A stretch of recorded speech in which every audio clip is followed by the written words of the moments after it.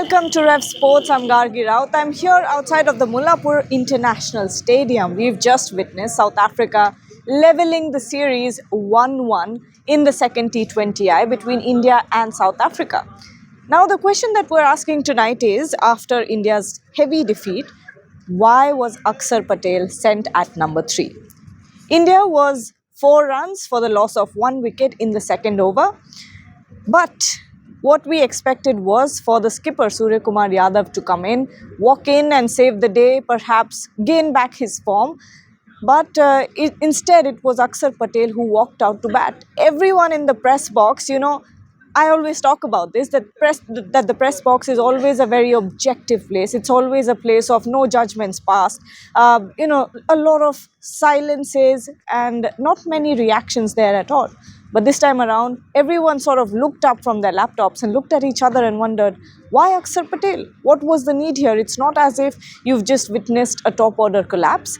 It's not as if India needs a player to come in and stabilize the innings at the moment. 1 wicket in the first couple of overs is something you usually do see happening in T20 cricket. So what was the need? Was it a conscious decision when it comes to left-right combination?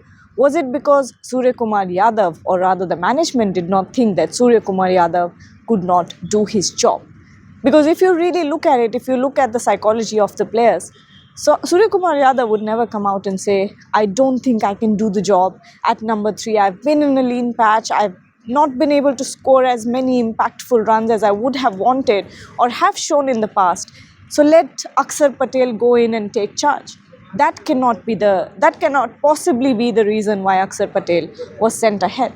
Who is calling the shots when it comes to this dressing room? And why is so much experimentation needed after every other game? Throughout the ODI series, we've seen experimentations when it comes to the batting lineup. Throughout the Test series, we've seen experimentations when it comes to the batting lineup. You saw Washington Sundar walk in at number 3 back in Kolkata for that first Test between India and South Africa when that whole Rank Turner controversy blew up. And now you're back to another number 3 in this series. And this time around, it was Akshar Patel. So what was the need for it? What was the need for tinkering when India had just lost 1 wicket? And even if Akshar Patel was sent, he played a run-a-ball innings. So what was the kind of impact that Akshar Patel ended up making when he was sent in at number 3?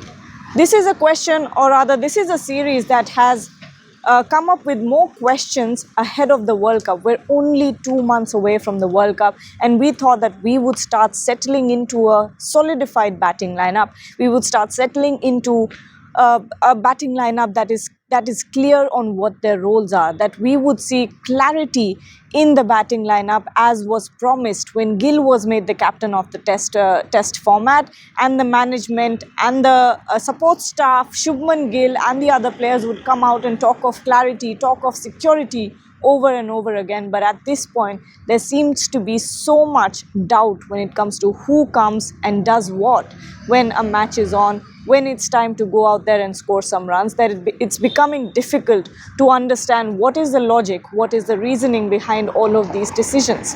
If you have an answer, let me know. What do you think was the reason why Akshar Patel was sent in at number 3 when it should have been Surya Kumar Yadav, the skipper, the captain of the team, walking out?